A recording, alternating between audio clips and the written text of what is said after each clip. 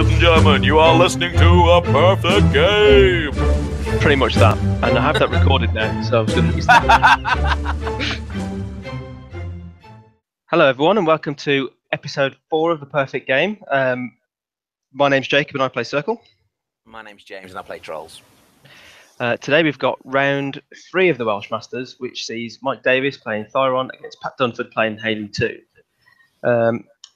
The Thyron list is in ADR, and the final list that he's playing in this game is Thyron with Imperatus and an Aspis, a Dawnguard Sentinal Scyir with a Hydra, and it's Jack Marshalling the Hydra, 3 Arcanist Mechanics, a Mage Hunter Assassin, Fane Knight Skeryth Issyen, a Lys Healer, Vyre Electromancers, and a max unit of Sentinels with the UA. Cool. And Pat is playing Scyir, unsurprisingly. He's got a Haley2 list. This is in the heavy metal theme. He's taking Haley2 with... basically, the idea is you need to take exactly 100 points of Jacks because she's got 25 Warjack points, and that gives you 4 free solos. So we're looking at the Hurricane, which is interesting, obviously. Haven't seen a lot of that out. The Hammersmith, which, again, kind of confusing, but it's all to get the points to click and also just making stuff work. We've got a Charger and Thorn. That's all on Haley. And then we've got a Jack Marshall Stormclad and a Jack Marshall Charger, which means we need 2 junior Warcasters. So we've got the 4 free solos, which are the Squire, Jake's, Journeyman Warcaster, and Captain Arlen Strangeways. Looking at the theme, you get reposition free. You get the 4 free solos, and there's another one. Extended deployment area? Yeah, it is. Extended deployment by 2 inches. You might notice that those Scyir look pretty far up the board. Yep. It's important to point out that the Stormclad's on Jake's and the second Charger's on the Journeyman. Absolutely, because it's interesting, because with that Stormclad on Jake's, it means you can do some really nice, like, Energizer stuff. Like, with Energizer and a TK, you can go quite a long distance. Oh, yeah, definitely. Yeah. And, I mean, this is... Obviously, this has become a bit of the, the in vogue or on vogue Scyir list at the moment. But when this was being played like a month ago, this was kind of groundbreaking. Yeah, it was fairly new at the time, yeah. Yeah, absolutely. It shows how fast that meta moves on, that we can now look at a list with a Hammersmith and a Hurricane in it and say, oh, it's a bit old, Pat. The scenario, I think that's entrenched as well. It is indeed. It's entrenched. There's too many beginning with E in the packet. Yeah. You're confused. It looks like Mike's obviously going first. Interesting note, we're not going to tell you where they're placed, but we are going to tell you that these 2 players finished 2nd and 3rd in the tournament overall out of 128 players. It's pretty good. Yeah, it's a pretty high-level game for round 3, you said? Yeah, round 3. Cool. Just a quick note on the terrain. We've got 2 hills at the top. The Electromancers are standing on one of them. There's an objective on the other. I think the middle thing is rubble, massive piece of rubble. And then you obviously got 2 forests, a hill, and a little wall, and an obstruction as well in the Scyir deployment zone. So yeah, I mean, I suppose decent defensive terrain there for the Retribution player if you can take advantage of the wall and the rubble. I mean, the rubble at the event was absolutely fantastic. Like, just as a piece, it doesn't block line of sight, but it does give you anti-shooting protection, and it's something that we saw quite a lot, and it was great. In fact, I think. Looking at it now, I realise that they've been playing on the same table every time, but I think they moved the terrain around a little bit. Yeah, I think they have shuffled the terrain around a little bit, and I think maybe swapped a few of the pieces in and out, so it's not the same board every round. Absolutely. It makes sense. The terrain's going to stay relatively similar, and the table's going to stay the same, because obviously they're streaming on one table every match.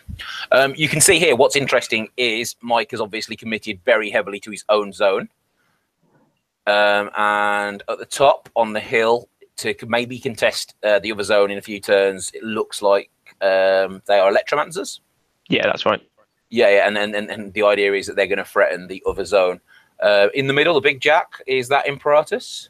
That's right. Yeah. I think he's got a sail on him as well. I think that's what's happened there. Amazing. So obviously he's not going to be stopped by the rough terrain that he's in. Yeah.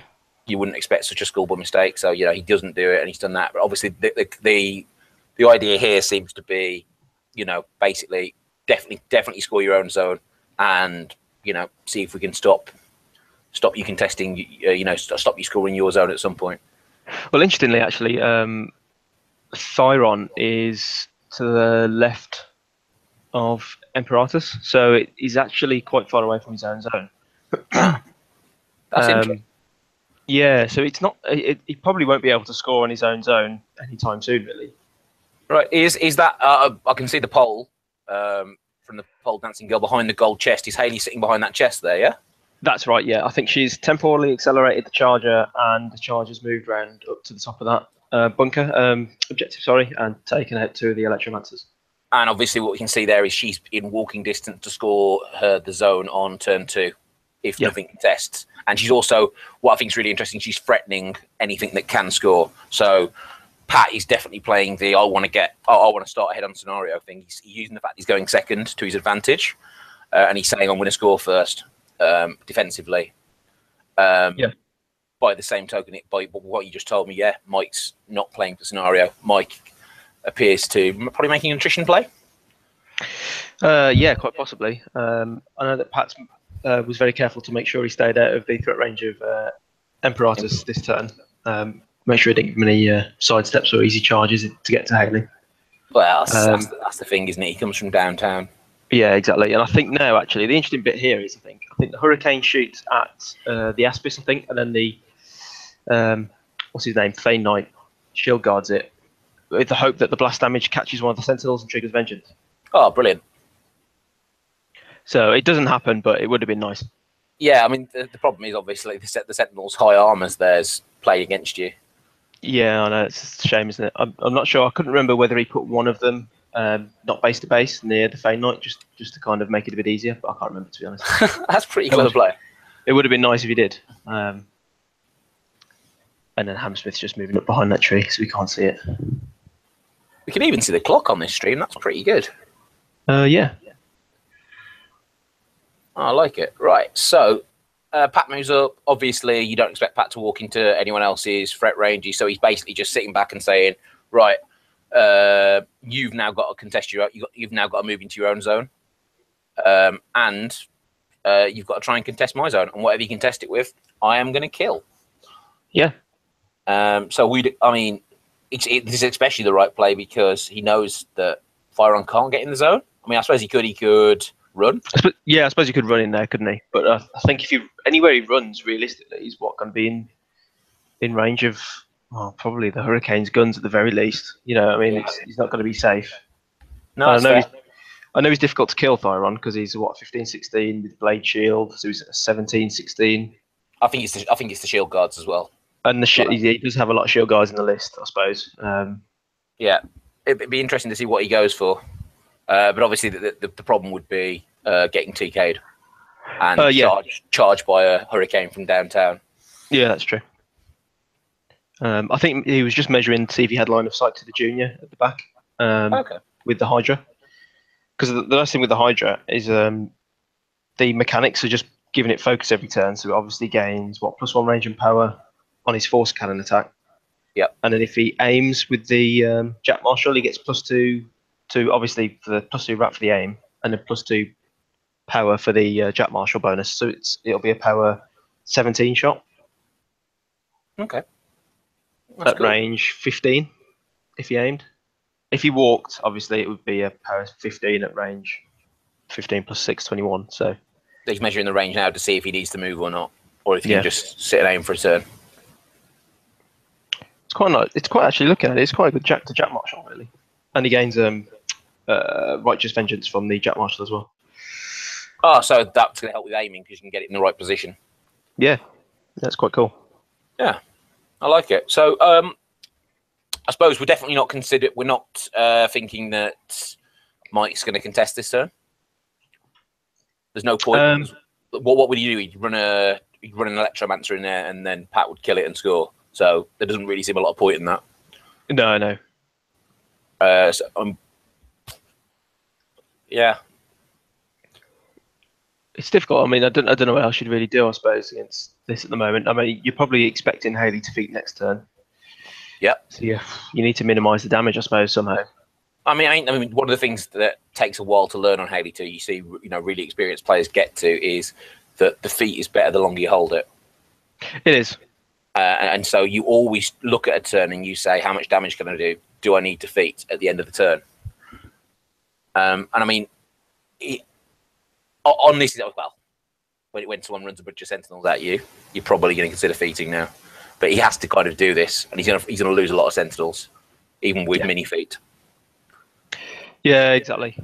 If he waits with them, then Haley can afford to not feat, and then they're kind of not doing anything, and so he kind of always has to push them forwards and kind of hope for the best, I suppose. Absolutely. But it's interesting because see, that's what's clever about the Electromancer. He's probably going to be outside of feat range. Maybe. Yeah, probably. Potentially could be, couldn't it? The wider you go, the harder it is for Haley to catch everything whilst also being really safe. So absolutely, it's a good play because obviously he's trying to get the defense from the hill so that they don't just die to. I think that's a charger at the top. Yeah. But at the same time, if he catches you the feat, he's going to go up to 2-0, 3-0 before you get to do anything about it. Like he'll go like in next turn, he's going to score. Oh yeah, so get in the zone, and then you're going to score again.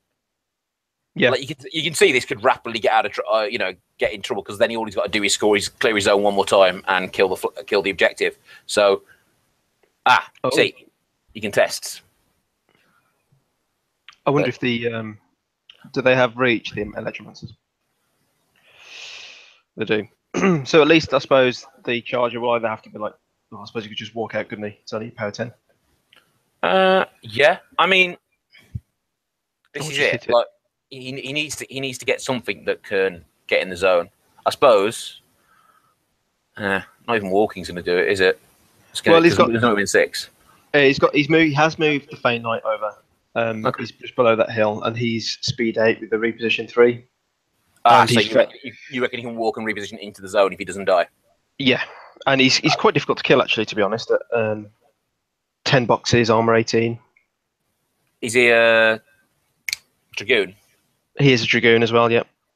So Dragoon. And also, he's also got Righteous Fury. So if that Electromancer is in his command, which I imagine he is, he's going to get +2 strength and armor. So if he kills the Electromancer first, he's then going to be armor 20. So he's even going to be even harder to dismount. So we're expecting Pat now to kill the Fane Knight first. You certainly, yeah. I mean, if you're going to kill one of them, you probably try and kill, or at least dismount him so he can't move and repo into the zone. Okay. It's difficult. I suppose what you kill him with. Because he's got to deal with the Sentinels. Well, he hasn't got to deal with the Sentinels because he can have a turn to deal with them, assuming that we're going to have a feat here. Yeah, I mean that's the assumption at the moment, isn't it? I think he's planning out what he's doing with his focus at the moment. One of the biggest issues for us in this game is it's very hard to work out what 18 inches is. Yeah. If he stands on the corner of that zone, is he going to catch the far Sentinels, the bottom ones? Is he, what's he going to catch at the back? He's obviously not going to catch those two, whatever they are at the back. The top one's Thyron, if you're on about on the left-hand side, and then the other one's the Dawnguard Jack Marshall. Got you. So, I mean, he's not going to catch those. We know that. Yeah, it seems unlikely. So this is Thorn. Yeah, it looks like the blue proxy base must be where... yeah, so there's going to be a TK. There's going to be a TK trip here by the looks of it. TK, is it Dominate, is it? It could be Dominate, yeah, that's fair.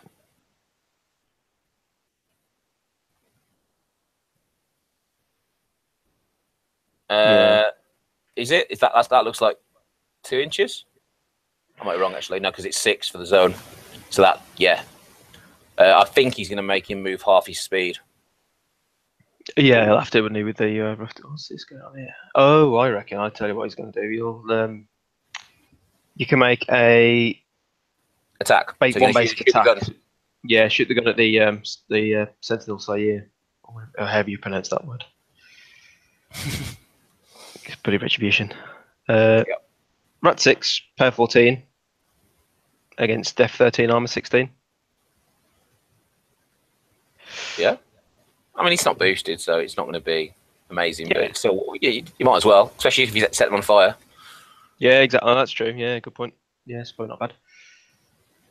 Well, actually, I think the gun. I think it only sets things on fire if it boxes a model. If that makes sense. I think if it kills a model, you then set on fire models within X inches. I might be wrong. It's retribution. No, you're right. Yeah, that's exactly right. It's like the Avatar sword, isn't it? Yeah. Okay, so yeah, it's almost certainly going to be a feat turn now, I thought. Yeah, absolutely. Although again, Imperatus is facing the wrong way. You know, what can he charge now? You've got a walk distance, basically. This is all the things that Haley just does to you. True. Just frustrating you. Right. Yeah. So, oh. I think he's measuring the, yeah, there we go. The Stormclad going in. That's the Stormclad on Jake's going in. I imagine he'll have given it, well, I imagine it's full up and basically just trying to, this is it, you're going to get 2 turns to boxer, so it's not the end of the world, because, you know, it is pretty hard to box Imperatus on his own. Yeah, it is. He's got a good stat line, and he's got so many boxes. And the regen thing, absolutely, yeah. But still, though, Mat 7, power 19. Yep. It's pretty good. He's almost certainly got the Fane Knight with that feat because of where he stood. Oh, yeah, definitely. When you look at now. Yeah, so he hasn't actually got anything that can actually get rid of the Fane Knight, but he has killed the Electromancer. Oh, yeah, so he's gonna walk and reposition into the zone. Yeah. Interesting. Probably type the charger as well. Yeah. And then he goes the Hurricane. Do a bit more damage to Imperatus, maybe? Well, I mean, to me, it looks like the plan here seems to be kill all the things that can kill the Hurricane. Yeah, he's got in on Imperatus, but base to base with Stormclad, so it's blocking line of sight to Haley from the Hydra. Well, that's good because obviously there's a good range threat in this list, and you don't want him just sitting there and aiming and killing you. Yeah, no, it's pretty good. It's a pretty solid play, to be fair. Yeah. Because often when people are, like, if he does lose Imperatus, he's going to be like, well, you know, best chance is just to try and kill you. Roll some lucky dice. Yeah, pretty much. Cool. It's not quite killed him, I don't think. We're definitely not going to get the bottom Sentinels, so there's going to be some Sentinels that are going to, well, it looks like he's not triggering Vengeance this turn. Yeah, there's no reason to, I suppose, is there? Unless you're going to kill the whole unit, or at least the ones that can walk and attack you on their Vengeance moves, or get into melee range. There's no reason to. I don't know. He's definitely going to get the bottom 6. The ones by the flag and the ones just like bottom of the zone. Like, oh, yeah. They're definitely out of the feet. Oh, yeah. That's the thing with pre-measuring as well. You used to be able to trigger Vengeance and then hope that they'd Vengeance into your zone, into your feet. But it doesn't happen anymore. Because, he's no longer model/unit, is it? No, it's models now. Yeah, so, I mean, yeah, we're expecting him to just go in and, well, I don't know. Do you reckon you try and kill the Hurricane here with the Sentinels? You got to do some damage to it, haven't you? Well, I don't know. Do you go for the Hammersmith instead? The one, the Jack just to the right of it. Yeah, maybe. I suppose whichever one you go for, though, I think Arlen is in range of either because he's just by that golden obstruction. Well, the thing I'm thinking is, firstly, I'm not sure how many of the Sentinels he can get onto the Hurricane because they've only got 10-inch threat. Yeah, it's probably only a handful, isn't it? Depending on which ones exactly is caught in the feet. And you've got more chance with Sentinels of killing Hammersmith than you have, the Hurricane. Yeah. Yeah. And I think the Hurricane does have Arcane Shield on it from the Junior. Shocking, I know. Yeah. It's a shame. You have to be really careful, obviously, with what you do with Imperatus as well, because remember, if you'd left anything in his front arc, he could hit you with the first attack and then basically turn himself around with his sidestep and then fully start attacking the Hurricane. Yeah, that's true, actually. That's a good point. And he's got like a 2-inch reach, so you have to be really, really careful. Thyron doesn't have any way of turning him around, does he? No. But like, even if he had a pull, he could, for instance, pull Thorn into the melee range of him and then do it that way. But it's just, he hasn't got that kind of control. No. I mean, He does have Spell Piercer, which obviously helps against Arcane Shield, but he doesn't, like you say, he doesn't have any kind of control effects that kind of help combat the control that Haley will bring. Yep. I mean, you can see here that he sent the Fane Knight into the zone to contest, and that's going to use play this turn, and obviously limit Pat, who should be on 1, I think. Yeah, he should be. It'll probably change at some point, I imagine. They'll update the scores at some point, but yeah, he should be on 1. And as we've already said, it looks like Mike isn't playing a game of scenario at the moment. I think most of it, he's probably decided that if he goes and stands in that zone, he's going to get shot to death, or just TK'd and then charged. Yeah, and Thyron is playing really far back. Yeah. So it's not a kill box scenario, is it? Hello? Are you just turning him? I think Is that the whole activation? It might be. He's probably got nothing else to do, has he? If he's facing the other way. If you kill it, can you check me on the Phoenix protocol? Yeah, go on. What do you want to know? Well, I was just wondering, if you killed it, can you place it in any facing you want? Oh, that would be an amazing play. It would, wouldn't it? Kill your own Imperatus and then turn him around and start wailing. That would be pretty cool. But remove up to 1 damage point from each of its systems and remove all damage points from its force field. So no, you just take the damage away. Ah, it's a shame. Yeah, it is a shame actually. That would have been cool. Never mind. Yeah, I mean, I can't see it lasting another turn, but I think the idea is to just jam it up and then hopefully do something good to it next turn. Yeah, but looks of it, the Sentinels have gone into the Hammersmith. Okay. There is a Mage Hunter Assassin floating around somewhere with Storm Rager on her. Don't know where she's gone. I think she's in the zone by the Aspis. Yeah. What's the silver solo to the left of the flag? Left of the objective in the bottom zone. Yeah, the one that looks a bit funny. I think that's a Lys Healer. Okay. This is what happens when you don't paint your models. I wouldn't know if it was painted, to be honest. No, that's fair. All right.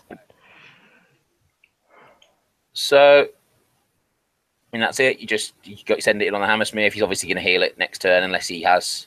The thing is, when you do have to use heal, it does mean you're not handing out more focus, and he wants to get a lot of work done this turn. So obviously, it's not ideal.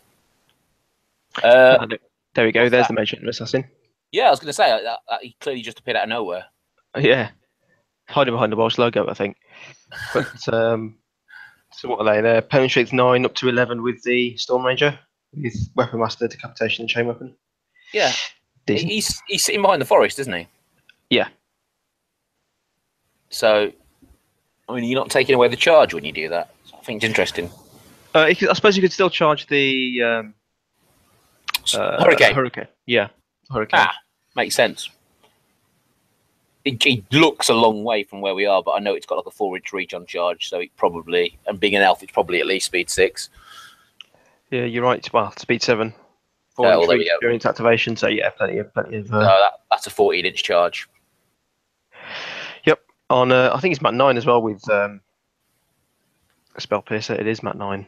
You'd hope he's not struggling to hit the storm wall. Yeah, that's true. And with Spell Piercer though, can ignore that Arcane Shield. If you get a good attack roll on it. Yeah. I mean, that's the thing, that they're so dice dependent. Like, when you're only going to get one really big dice roll, Yeah. That's when spikes and troughs can happen. Like, you can have your whole game roll, deciding on what this 5d6 does. Yeah, I mean, the Mage Hunter Assassins, they either come in and just annihilate something, or they just seem to do very little. These might be my experience of them in the past. So was that an Energizer out of... Oh, no. I think he moved the Stormclad out to maximum reach and then hit it. Yeah, I think so.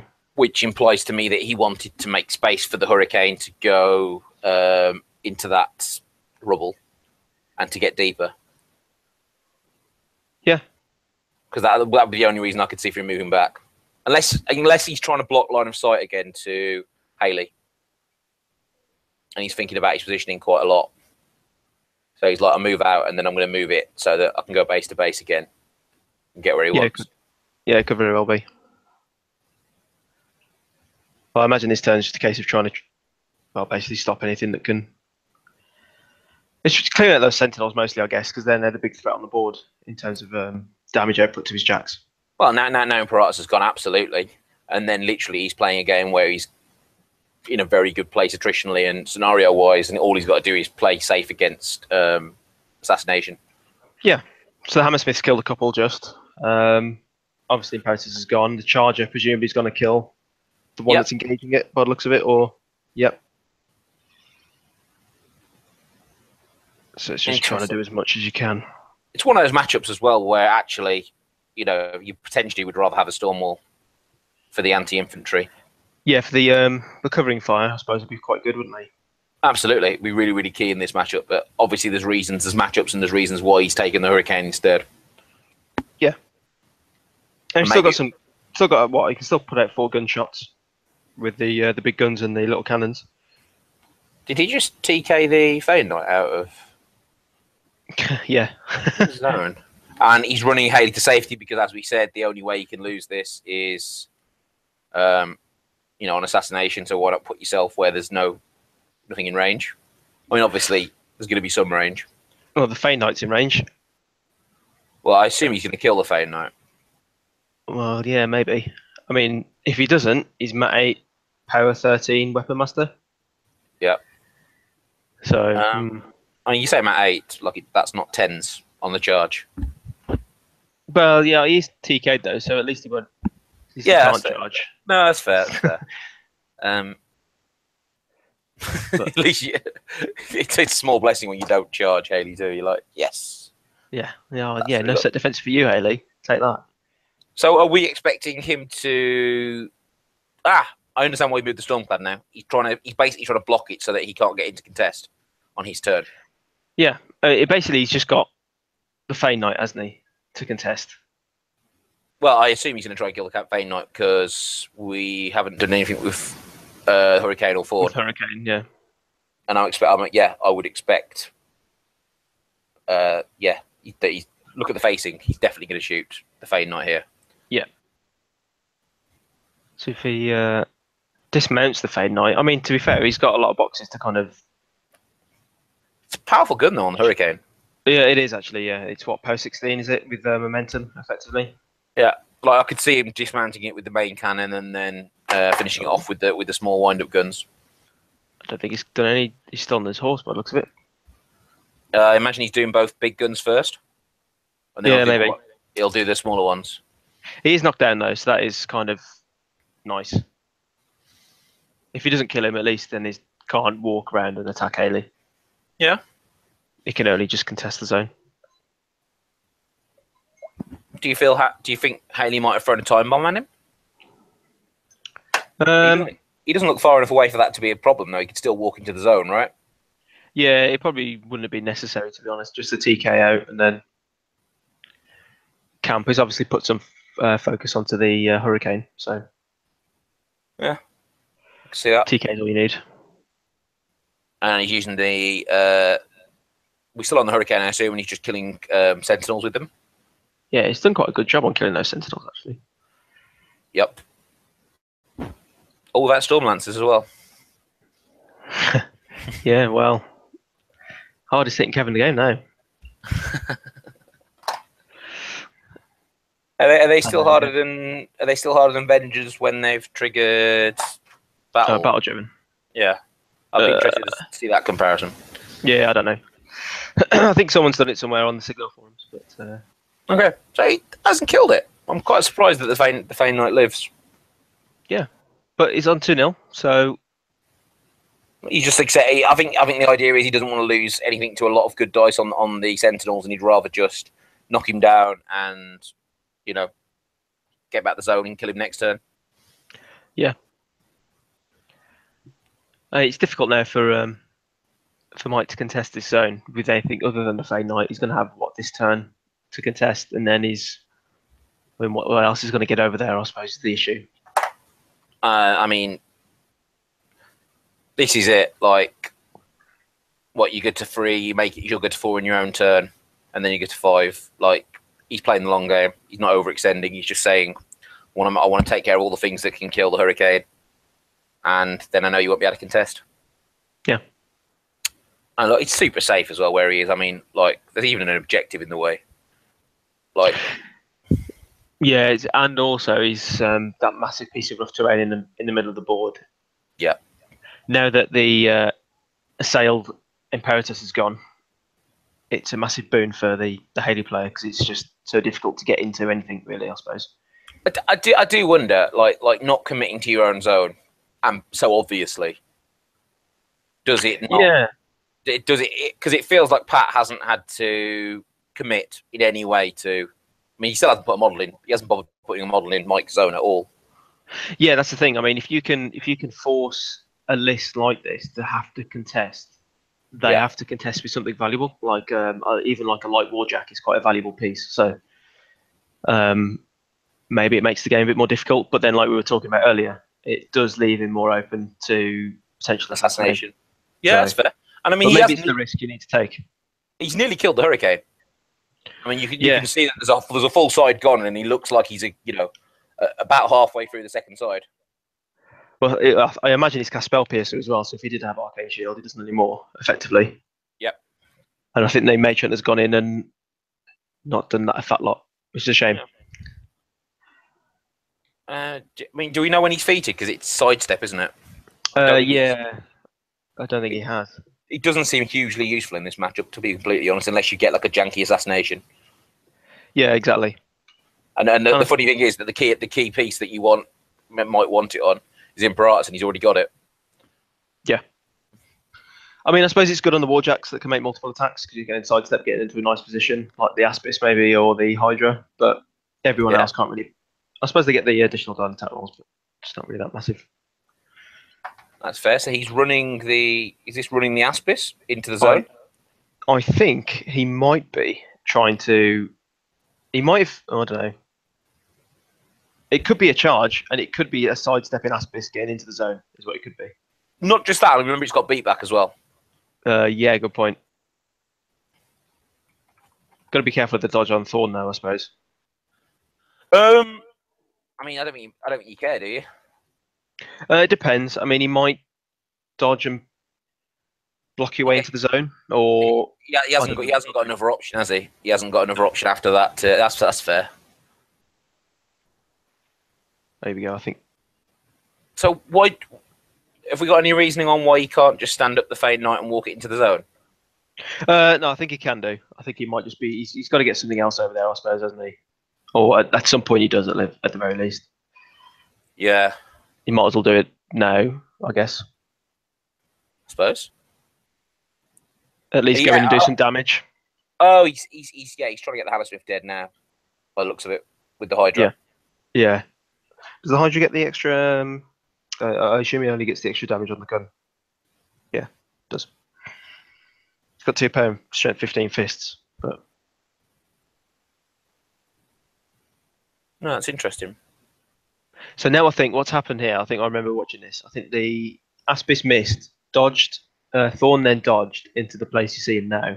Now they're trying to figure out if he can get the Hydra into, I think, all 3. But I think Thorn's arc has meant that he'll take a free strike if he goes in and gets all 3, I think, in melee range. So I think he's having to kind of compromise and just have Thorn and the Stormclad in melee range. Well, yeah, because I mean, Thorn does a bunch of very nasty things to you when he hits you. Well, yeah, he disrupts him and all his focus goes away. So, not great. Yeah, not great. No. Don't want to take a free strike from Thorn. No. As well as taking a power 14 and some Cortex damage, you're also sorry, mate. All your focus is gone. So it's 1 point of Cortex damage when you hit them, and what's the rest of it? It's just disruption and Cortex damage. Oh god, it's just literally disruption on a spear. Yeah.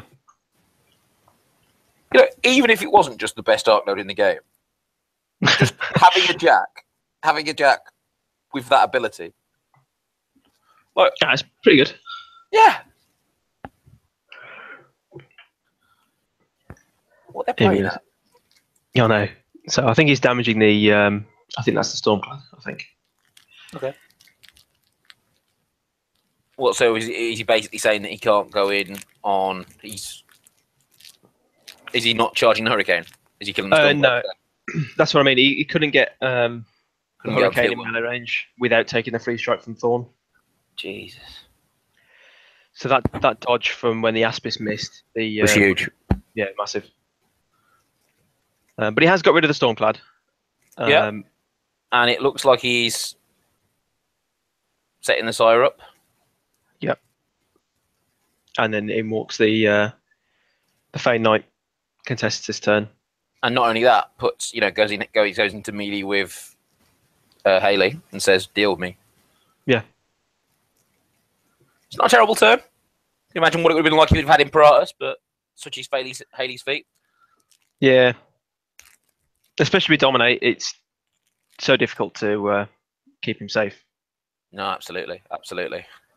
And he's with having Thorn and the Hurricane being an art node as well. It's not as if you can really hide from it. Absolutely. You can't just take Thorn out and just go, oh well, you can't get me now. Well, you can. Yeah. No, absolutely. It is a real shame that he couldn't get that Hurricane dead. I think it's even more important than the Stormclad. Yeah.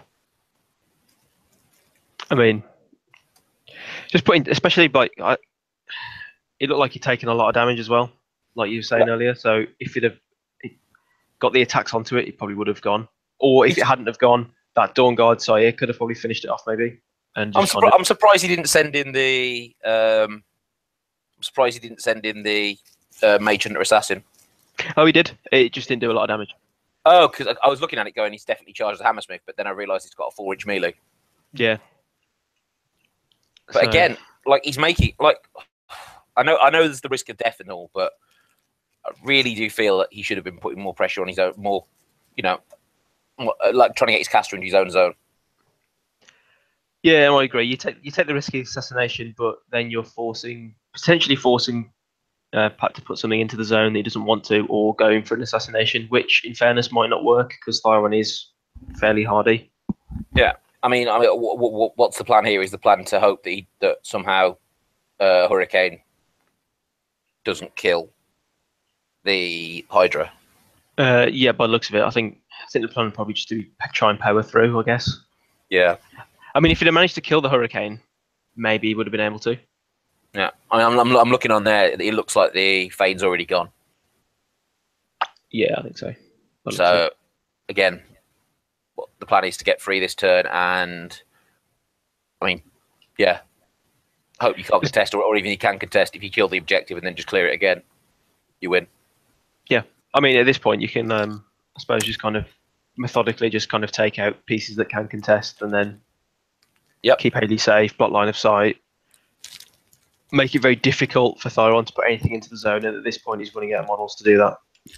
Oh, exactly. He's playing a very safe, very long game, making sure there's as little chance of dice ruining his plan as possible. Yeah.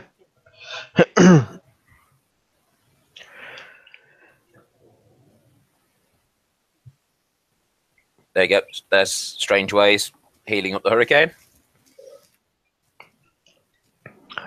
Yeah. And then goes Thorn. Yep. I mean, I don't know.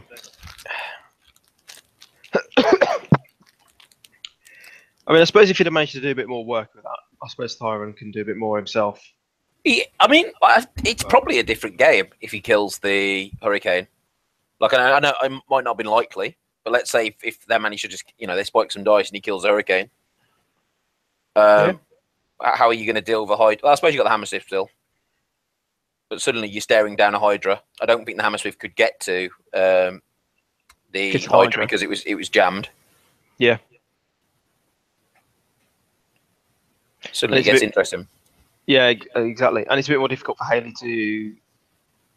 it's not, because you've still got Thorn, I suppose. I was about to say she might have to expose kind of stay out of her safe zone, really, to get the Hydra with Telekinesis or Dominate. But Thorn's still there, so... Yeah, it just... Well, we keep going back to it, about the contesting, but it does feel a lot like... it feels like Mike has had to throw models away just to contest, whereas Pat's been able to just play attrition with everything because he still hasn't had a model within... There hasn't been a model within 2 inches of Mike's zone this entire game. Yeah, actually, yeah, you're right. He's There's literally just been that wall of jacks has basically just kind of sat there. yeah. And if he was contesting and saying, you've got to throw stuff away as well. Yeah. And Thyron, Thyron's not bad in melee. You could It's send. pretty good. I mean, if you threw away a charger, for instance, you could send Thyron on a charger. Yeah, you could actually, couldn't you? And then, I mean, realistically, like anything he puts in that zone would have been easy enough to remove with the stuff that Thyron's got. Well, exactly, like the Scyir and stuff, etc. Just to send these guys in and just see if we can get, probably even a Hammersmith. Yeah, like once the Hammersmith and the Charger have got into contest, then it's going to have to be something more valuable than those two. Yep. But as you can see, I mean, he's cleared out the Hydra here. Mike's the only thing really that contest is the Aspis. Yeah. Pretty much. Yeah, Pat's up to 3. He can test with the Aspis, and then I imagine Pat will kill the Aspis and kill the objective next turn with a charge from the Hammersmith. Well, that's his plan anyway. Yeah, by the looks of it, and then he goes to 5. Yep. And that just shows you, it's just, it was the way that he basically went for the key threat, and he said, I've got to kill Imperatus, and he kills him. And he got 2 turns to kill him as well. Yeah. I don't know how you keep him safe though, without just keeping him so far back he's not in the game. Maybe the one thing I'd say is, maybe you just do that because otherwise you lose him. Maybe that's what you do. Can't you put models in? Couldn't you, for instance, put 2 Sentinels in front of him? Yeah, I suppose you could do, because then you're forced to kill the Sentinels, give you vengeance, essentially righteous vengeance. Thyron's gone in and killed the Hurricane. Champ. What a baller. And he gets Cleave as well. Did not get Thorn. Shame. Yeah, sends a Scyir in. And we're showing here, this is what you could have been doing to clear your own zone. Like, you've got to take all the advantage you got against Haley, and you can get much more work done than she can. And then as a caster. Dawn dodges. Yeah, exactly. I mean, that's the nice thing with Thyron, is that he can hold his own, and if he was in his own zone, yeah, he could probably clear out the Hammersmith and whatnot, especially like you say with the Sentinels and stuff. So yeah, but what I really like on that dodge is that Pat's placed it so it's just catching the Aspis. There's no way the Aspis can get in the zone without taking a free strike. Yeah, it's horrible. Like, absolutely, he's saying, how are you going to contest? Go on, Pat, send Strangeways in. Where is Strangeways? Is he sitting in the centre of that zone, is he? Or I think he's right behind the Aspis. Yeah. Go on. I bet he could do some serious damage, couldn't he, Strangeways? He does everything else. I can't imagine that, He's got a penetrate to 12, wrench, or whatever it is. I'll do it. He's got a spray 8 gun, which has got disruption on it. It's quick disruption though. It's not that good. Oh, sorry. So yeah, quick disruption. Yeah, that's fine. Oh no, totally reasonable. Oh my god, it's a good model for 0 points. Yep. And that's it. Yep. Game over. Pat will go to 5. Yeah, pretty much. It's difficult. It just shows you what Haley2's feet can do, in the hands of a skilled player. And it really is. It's like the problem there is that they're just going to take out whatever your key model is, and what have you got that's going to hit me really hard? What's your threat? And Imperatus is so much in that list. He's so good, and it's difficult as well because he's playing out of theme against someone that's got more points to get points than him, and she attritions really, really well. Yeah, I mean, Thyron's got some great tools, Spell Piercer, and he obviously hits quite hard, but he's got things like Cleave and whatnot on his battle group and Sidestep. He's got some great angles, but it is difficult. I mean, both of these players are really good anyway, so I mean, it's, I suppose, just a difficult game for Thyron, really. Absolutely. So, yeah. Right, well, thanks for coming on, and next game, I think we've got Fiona2 against Father Lucan. It's gonna be a convergence matchup, and we're actually gonna have the convergence player on as well because he's a local at our club. Yeah, And he's a good player, and it's his name's Andy, and he's against Terry Slade, a good player. So, yep, it's going to be good. Thank you for listening. Yeah, thank you very much.